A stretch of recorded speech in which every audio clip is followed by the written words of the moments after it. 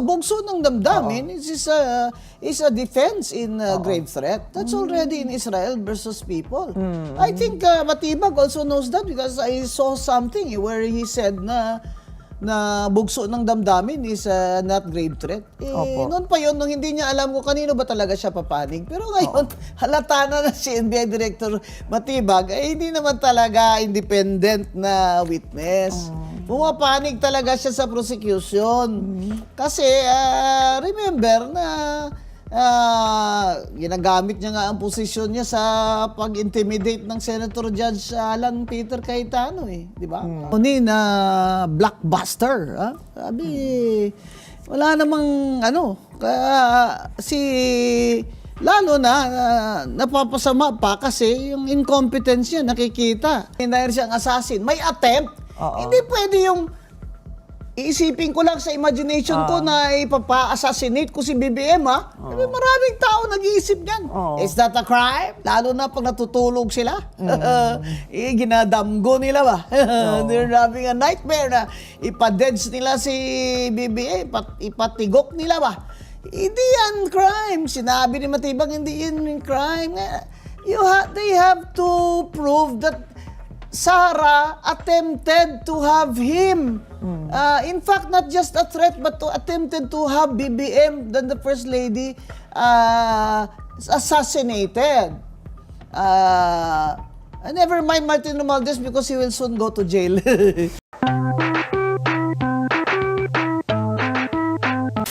Ng prosecution na bigyan ng institutional weight yung Article 4 nga po na impeachment ni Vice President Sara Duterte sa pamamagitan po ng pagpapatindig sa NBI Director. Ano po masasabi niyo sa kanya naging pahayag? As a witness, si Matibag talagang very low credibility. Number one, asawa niya ang isa sa mga nag-endorso ng complaint sa House of Representatives. Asawa niya ay isang congresswoman. At dapat nag-kusa na lang siyang inhibit kasi it is a stain on the NBI na mag-witness pa siya dyan. Number two, wala naman siyang sinabi dun na testimony na blockbuster.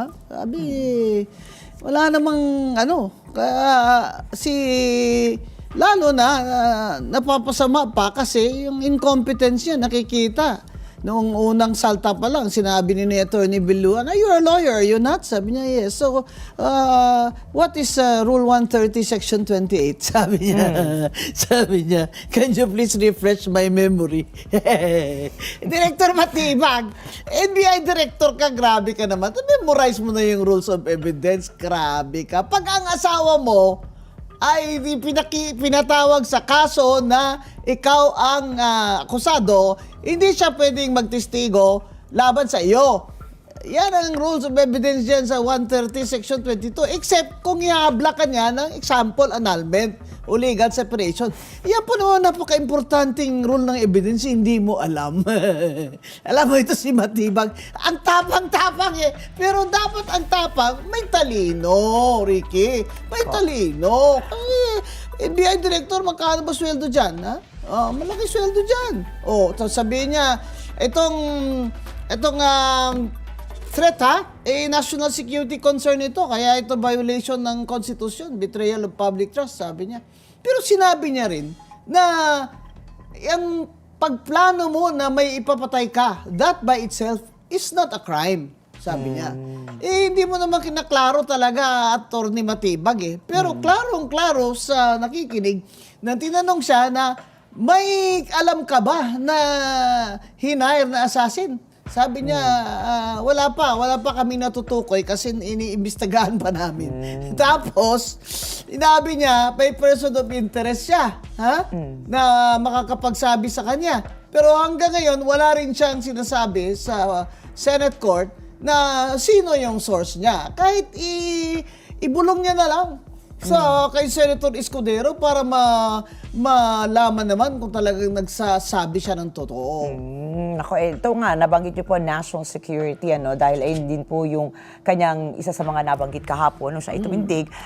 Attorney, pagkakaalam niyo po ba, sino po ba ang may karapatan na magpahayag na may national security? Is it in the mandate of the NBI? Isa po bang korte? O wala po ba tayong national security Meron kasi council? National Security Council. Opo. Saka may mga batas. Itong Opo. si NBI Matibag, sinasite niya lang yan in matter of national security ang threat sa presidente.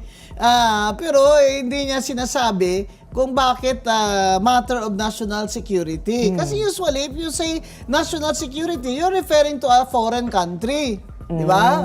So, yung threat niya, sinasabi niya, call to violation ng Constitution without saying kung saan sa Constitution ang specific na act na itatahi niya doon sa grave threat. Yun nga ang kulang dyan sa prosecution eh. Yung storytelling alay nyo, kulang. Hindi nako-connect yung grave threat sa buhay ni BBM at ni First Lady doon sa culpable violation of the Constitution sa betrayal of public trust. Ay, ang sinasite naman ni na betrayal of public trust dahil daw BP Sara took an oath to enforce the law, implement the law. Ang layo naman yan, no? Ang layo naman yan, sir. Yun bang, kumbaga, non sequitur, it doesn't follow. So, the witness has a very low credibility. Sinayang mo kasi director ka ng NBI, dapat credible ka. Sa tingin niyo po ba, mas nakatulong pa siya? Sabi ko nga kasi, kung sino man ang titindig dyan na testigo mula po sa prosecution, talagang umaasa sila syempre na makakatulong sa kaso nila. But given po your analysis of his statements yesterday and his performance, ma'am, sa tingin niyo po ba nakatulong pa siya sa depensa? Paglagay ko, nakatulong pa siya sa depensa dahil low ang credibility niya eh. Tsaka nabaon na siya dun sa betrayal of public trust, Tsaka yung mga ano ba yung statement gusto nila ilabas yung statement ni Luistro, i-mark sa testimony ni Matibag, yung statement ni Las Canas na nag-hire daw si BP ng assassin. Hindi naman affidavit yun dahil wala namang notarization, hindi naman na-subscribe sa fiscal. Etong si Congresswoman Luistro, pinipilit niya yun. Alam naman niya na hindi pwede yan. That is not only irrelevant, it's really hearsay. Kasi hindi naman yun personal knowledge si Matibag. Dapat i-present nyo din si Las Canas kung gusto nyo. Pero mag-affidavit muna siya. Congresswoman Luistro used to be a fiscal, but her bright mind as a fiscal is not showing in this case. Sayang, 8th day na ito. Pang ilang araw na ba ito? Pang-isam na ngayon. Wala naman silang napoprove. Ang tanong doon na sinagot din na dati ng NBI agent, Opo. kayo ba ay may alam na kung sino ang assassin na hinayan ni BP Sara? Sabi naman nung attorney Lotok, wala po kaming alam. Even Matibag said, we have a person of interest, but he is not the assassin. As of now, wala pa kaming assassin. Baka naman 3 days from now, meron na siya. Ito po, linawin po natin, kasi ang dami nga po, halimbawa, hindi na sa kasong ito, halimbawa sa isang simpleng criminal case, pag may sinabi po yung PNP na person of interest, yung iba po na hindi naman po talaga bihasa sa legal terms, or sa mga ganyang terminolohiya, ano po yung persons of interest? Hindi naman automatic ang suspect yan, di ba? Baka po pwede pong paliwanagan Pero sa po. karamihan, ang pagkaintindi sa person of interest ay suspect. Ngayon, ang reference niya dito sa person of interest ay source of information niya. Sabi niya, we already have persons of interest na makakapagsabi sa amin kung sino yan. Di ba? So, hindi pa siya ready ngayon. Baka after a few days, nasabi niya dahil nag-iimbestiga sila, makukuha na nila kung sino talaga ang assassin. Pambira naman kayo Nagpa-file kayo ng grave threat as a culpable violation of the Constitution. Tapos hindi nyo naman ma-connect doon sa violation ng Constitution. Hindi nyo naman, sinasabi nyo naman na wala naman palang assassin na hinire. Kumbaga ay bugso ng damdamin lang yun sa galit. Di ba? Sa galit ni BP Sara, pag ako pinapatay nila, ipapatay ko rin sila. Again, it's some senators are saying, ma'am, na it's conditional. Yes, and also bugso ng damdamin is a defense in grave threat. That's already in Israel versus people. I think Matibag also knows that because I saw something where he said na bugso ng damdamin is not grave threat. Noon pa yun, nung hindi niya alam kung kanino ba talaga siya papanig. Pero ngayon, halata na si NBI Director Matibag, hindi naman talaga independent na witness. Pumapanig talaga siya sa prosecution. Kasi, remember na ginagamit niya nga ang posisyon niya sa pag-intimidate ng Senator Judge Alan Peter Cayetano di ba? Itong si NBI Director Matibag ay hindi natin matatawag na independent witness. Yun ang kahinaan ng prosecution. Kasi kung kahapon din, isang naging mainit din po na usapin, ay yung lumabas po na nakipag-meeting pala siya sa prosecution bago po siya tumayo doon. Inamin ano niya. po yung mali doon? Kasi sabi din niya, ako, kapag halimbawa ipatawag ako ng defense as your witness, no problem. Ako din ay makikipagpulong po sa inyo. Ano po yung mali doon, attorney? Hindi sila dapat nagmi-meeting sa kasi nagpasasabwatan na pala sila. Government official siya Dapat he should tell the truth, nothing but the truth. Yung sinasabi niya, there's nothing wrong with meeting with the prosecution lawyers. Abay, kung kailangan mo mag-meeting sa prosecution lawyers kung ano ang role mo dito, abay, bakit? Di ba abogado ka? Bakit ka pa nakipag-meeting doon sa kanila? Ang point doon naman ng defense, nakipagsabuatan ka. Kaya hindi lang once, kundi twice. Para alam mo kung paano ba ito, sasagutin attorney. Diba? Kasi supposedly independent witness po siya, di ba? Abay, dapat. Ipipresent siya sa public official nga na meron siyang ebidensya na mahalaga para sa Senado. Pala wala. Tsaka apparently, he's already a tainted witness. So his credibility is very low. Very low. Tsaka asawa niya is one of those congresswomen who endorsed the impeachment complaint. Kung ako, mahiya na ako di ba? Can he actually inhibit himself if he asks to? Sasabihin niya, wag na lang ako at kung Luistro, wag na lang ako kasi alam nyo, asawa ko na gano'n dyan wag nyo na ako ipasapina. Ito na lang assistant director ko. Bakit? Ano bang alam ni Matibag na hindi alam ng assistant director niya? Parehas lang. Ito nga po yung sinasabi din, yung base sa mga sinabi niya, marami daw po doon ang hindi naman personal knowledge. What can you say, attorney? Kung bagay nakuha lang niya po sa mga report. Talagang hindi personal knowledge. Kasi lalo na yung mga nagtestigo, di ba? Ang dalawang nagtestigo, sinabi nga nila, hindi po namin alam yan, we have no personal knowledge. Pag naman na-cross-examine sila, na kung may personal knowledge sila, sabi nila wala naman daw silang personal knowledge. So, kukuha lang nila sa mga report, ganyan. O sila Canas, ano naman ang personal knowledge doon ni Matibag? Bakit siya magtitistigo doon sa statement ni Las Canas na si BP Sara daw ay may hinire na assassin? At saka ito si Las Canas, di ba nasa jail ito? He's now in jail for whatever, a capital offense. Tapos, yan ang witness nila. Kung gusto nyo si Las Canas, hindi ilagay nyo siya sa witness stand dyan. Hindi pwedeng si Matibag, ipapatestify mo sa sinabi ni Las Canas, Congresswoman Luistro, nawawala na yata ang iyong talent as a fiscal. Fiscal po pala siya noon, Dati siya fiscal, pina-escape nga niya accused of rape, Kasi sabi niya, abogado kasi ako Abogado ako, kaya pina-escape ko yung asawa ko who's accused of rape. Dapat kasi ang rape, walang piyansa yun Di ba? Inamin naman niya Ilang beses ko na sinabi yan, hindi pa niya ako inablay kasi totoo. Ito po, I'm sure naman nakakausap niyo na at saka nakadaupampalan niyo na po halos lahat ng senator judges na nakaupo dyan po ngayon. Meron po bang naging epekto sa kanila, yung mga naging testimonya kahapon? Pati pa yung mga cross-examination sa pagkakakilala niyo po sa karamihan sa kanila? Kita mo si Erwin Tulfo is really trying his best to sound na marunong siya. Di ba? Si Kiko Pangilinan, who is a UP lawyer, parang wala, hindi nag-shine halata mo yung hindi abogado, hindi talaga mag-shine. Hindi talaga, kasi yung mga tanong nila, superficial talaga. Tsaka, kung kita mo, si Amy Marcos pang nag-bring up doon sa dalawang errors na crucial, doon sa affidavit at subpoena ng NBI na sinabi ng NBI, typographical error lang po yan, pero dalawang dokumento, hindi naniwala si Chis Escudero doon. So, ang titingnan mo talaga, tingnan natin, yung mga senador, pag hindi po talaga abogado, at saka, di naman po sa ano, no? Pero totoo naman po, you look at their performance. Sa mga ganitong husgado ng Senado, eh talaga pong ano, maiiwan talaga sila.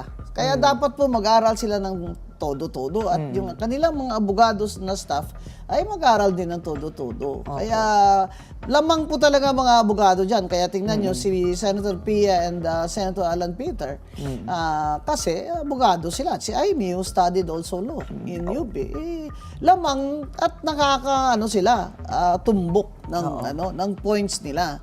So as of yesterday, so far sino bang highly credible na na witness? So far wala naman kung they're trying to prove a grave threat as a culpable violation of the Constitution.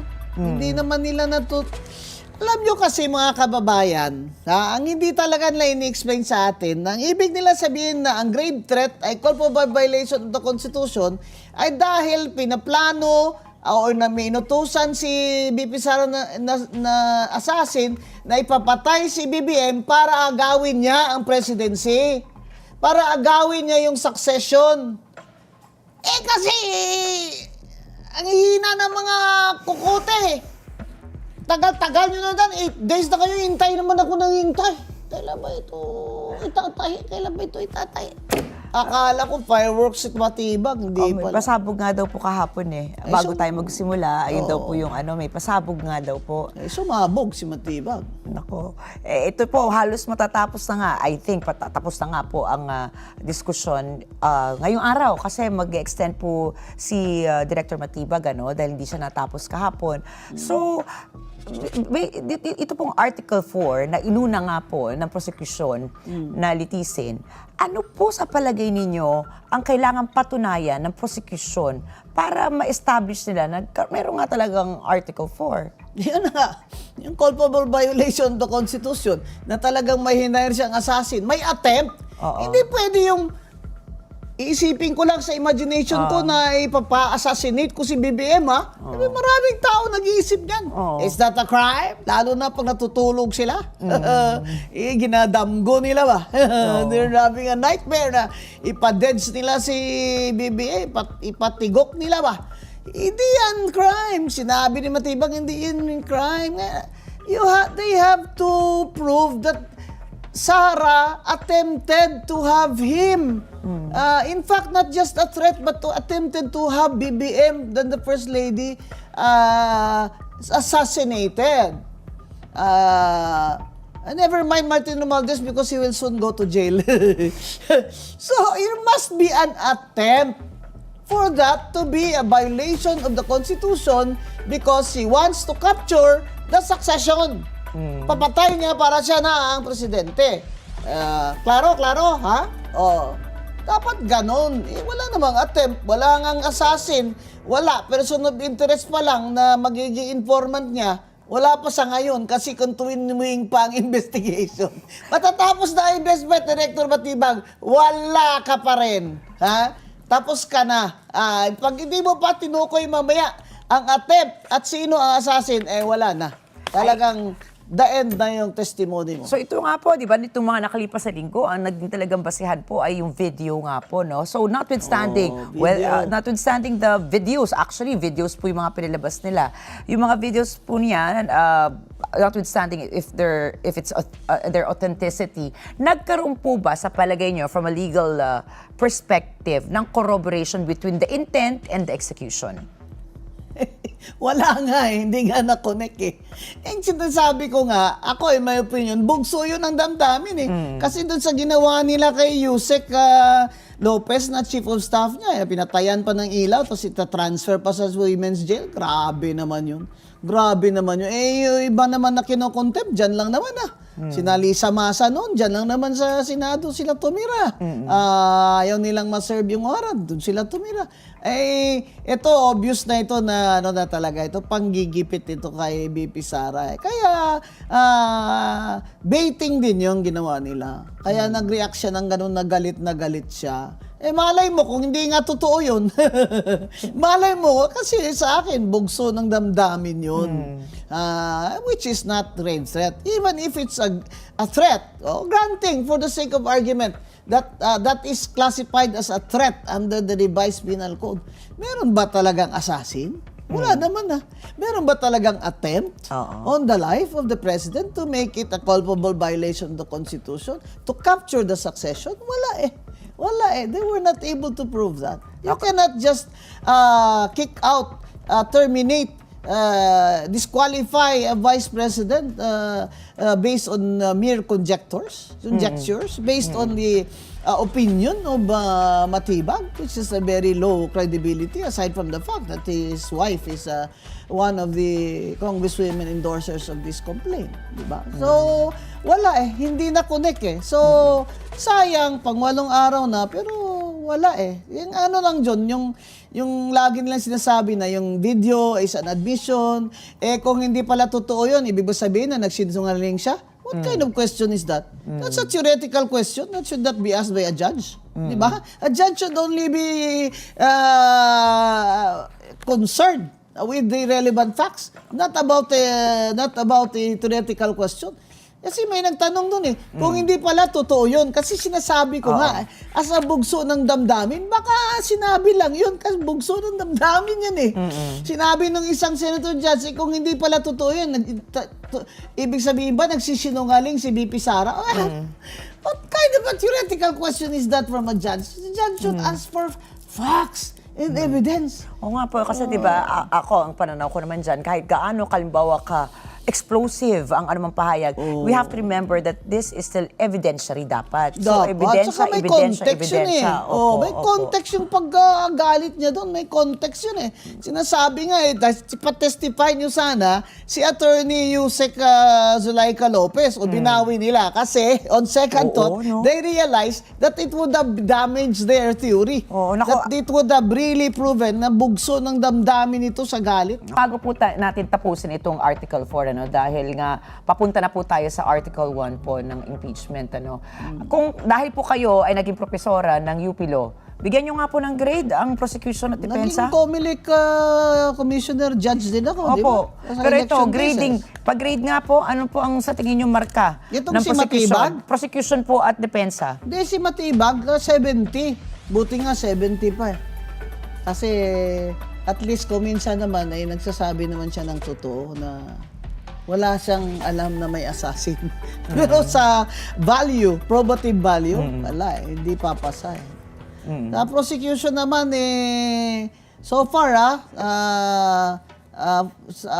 depensa nila sa mga objections nila okay na. 85 naman. Over 100 yan Over 100 yan pag mag-exam alam mo naman, nobody gets a perfect score. Di ba? Hindi naman lahat ng objection nila ay nasusustain ni Senator Escudero. But on the whole, the 9th day, I think lamang ang prosecution kaysa ay ang depensa sa prosecution dyan. So, again, as I said, on the first day may commentary, dapat naman yung best witness pinakita nila sa first day. Kasi the curtain will open. Yun lang po yung witnesses Nakita naman po natin lahat ng hinirap lang witnesses. Who do you think was the best among the rest? Sa lahat ng pinalabas nila, sa tingin niyo po ba mas mabuti kung inunan nila si Director Matibag? Wala rin pala, so, sa kanilang tatlo, wala rin palang best witness dun kasi they all said the same thing. Diba? Na wala naman talaga silang alam kung may assassin o hindi. At as I said, hindi naman pwede yung threat magiging violation na ng Constitution, an attempt to capture the presidency. Dapat naman po may attempt, may assassin, may attempt, di ba? Ayun, tungkol dun sa sabina ng anti-money laundering nga, pinag-uusapan records. po natin kanina, no? Paano yan? Bank secrecy. Oh. Maraming disappointed, of course, sa ruling ni Senator Escudero. Pero sa akin, may legal basis naman. Kasi may exemption naman talagang sa AMLAC law ng impeachment ay pwede. No? Pero dapat nga due process. So, binalansin ni Senator Escudero yan by saying na hindi nyo diretso yan ipoprove dito sa court. Idadaan nyo muna sa presiding officer at titingnan niya with both lawyers ang relevance. Kumbaga, hindi naman ho pwedeng i-disclose nyo yan sa madlang people lahat yan. Di ba? Kasi may number one, the general rule is confidentiality. The exception is impeachment. So pag exception kasi, dapat with caution. Oo. With caution, kaya sinabi niya, di ba, he used the Latin word, ad cautelam. Ano yun? Escudero said, ad cautelam. Ano yung With caution. With caution. Ad cautelam. Yes, with caution. Kaya, sa akin, he is using the rules of court in his discretion fairly. So, dapat lang ma-establish ang relevance. Huwag naman yung grabe naman lahat ng ano dun, ilabas-pasok ng transactions dun. Sasabihin nyo, lahat yan, ito total, 6 na bilyon. Lahat yan, itutotal mo yung in and out. Dapat yung itutotal mo yung neto lang, di ba? Yung lumabas, may pumasok. Hindi, let's say for this year, magkano ang neto, ganyan. And then specify. So, sabi niya, specific naman daw yung records na yan na hinihingi. So, it's fair. Kasi hindi naman general category. 19 partnerships na partner si VP Sara. Yung iba hindi na kasali. Tsaka yung mga joint nila. Kasi under the family code sila nagpakasal eh. So, community of property ang kanilang property regime tawag dyan. Sabihin lahat ng dinala nila sa marriage nila ay pag-aari nilang dalawa. Common. Yan. Community. Kaya hindi pwedeng matukoy yung kay BP Sara kung hindi bubuksan din yung joint na account na kasama si Attorney Man Scarpio. In fairness, meron naman po mga accounts din na hindi naman pinabuksan din di ba? Oo, yung accounts ng law office. Pakialam naman ng mga law office. Tsaka Grabe na. Di ba po, tsaka prima facie, di ba? Tama po ba if it's not Hindi na relevant yun. Yung pinapaano ba ng pati law office ni Attorney Man Scarpio. At saka wala po yung pangalan nila sa general information sheet yata. Tama. Kaya bakit nila law office papabuksan? naman iba naman partnership yun eh. Iba partnership yung law office eh. Ito lang partnership na silang dalawa ang partnership. May mga kumpanya sila. Di ba? So, yun ang source of income nila. Kaya sila nag-income tax return, di ba? Nagde-declare sila ng income tax as mag-asawa. Ganun naman eh. Kaya makikita mo, yung 19 corporations na yun, yun ang source of income nila. Negosyo yun eh. Yun, partnership na yun, nagde-declare din yun ng income tax. Silang mag-asawa, nagde-declare din ng income tax. Kasama na yung income niya as Vice President. Ako, ito. Attorney, ilang araw din po natin ginugulan itong Article 4. No? Ngayon, excited na po ba kayo na sumabak sa Article 1? Ito po, para sa mga hindi po nakakaalam. Sino ba testigo sa Article 1? Ito po, yung mga nakatira sa ilalim ng rock, ng bato. Ang Article 1 po, ito po ay nakatuon naman doon sa umano'y maling paggamit at pag-disperse po ng confidential funds ni VP Sara. Ito po ay nagkakahalaga umano ng 612.5 million para sa Office of the Vice President at 112.5 million mula po naman sa Office ng Department of Education kung saan siya po ay dating kalihim. So ito naman po, natanong ko po sa inyo, ano yung kailangan patunayan ng prosecution, na meron nga silang kaso for Article 4 at mukhang ngayon ay medyo flimsy yung kanilang mga hawak. For Article 1, moving forward, attorney, ano naman po ang kailangan patunayan ng prosecution? Because we have to remember, they carry the burden of the burden of proof, ano? Para patunayan na mayroon nagkaroon ng pagkakamali. Ano po ang kailangan lang patunayan para sabihin na talagang, malakas ang aming Article 1 of the Bago po ako impeachment. nag-commissioner sa COMELEC, nag-commissioner din ako sa Commission on Audit. Ngayon, itong sinasabi nila na proof nila ng prosecution na may graft and corruption, ako na lang magpaliwanag kasi parang hindi maliwanag eh. Sa Tagalog ba? Itong confidential fund, kaya ito impeachable na offense dahil ito ay graft and corruption. Under the Constitution, isa ito sa mga offenses na pwede ma-impeach ang Vice President. Yan. So, they have to prove na yung confidential funds na yan ay binulsa niya. Siya ang nag-benefit niyan. Di ba? At yan, kaya yan, graft and corruption. Pero yung kanilang, correct me if I'm wrong, ang kanilang proof dyan ay yung notice of disallowance ng COA na sinasabing ito hindi mo na liquidate ng tama sa mga resibo. Yun ang sinasabi nila. Pero hindi ko alam kung ano ang current status ng appeal nila sa COA for a certain amount na hindi daw na liquidate ng tama. Pero appealable kasi yan, Ricky. Opo. Yung decision ng auditor, aakyat yan sa Commission and Bank. Tatlo yan sila dyan eh. Vote of 2, talo o panalo ka na. From there, pwedeng i-appeal sa Supreme Court. So, ibig ko sabihin, paano niya masasabi for certain na talagang binulsa niya yan, and that is graft and corruption, kung nag-a-appeal pa siya sa Supreme Court? Ako. Kayo na mismo, pinapangunahan nyo ang Supreme Court. Nako, sige po. Pending po yan. So, it's litis pendensya.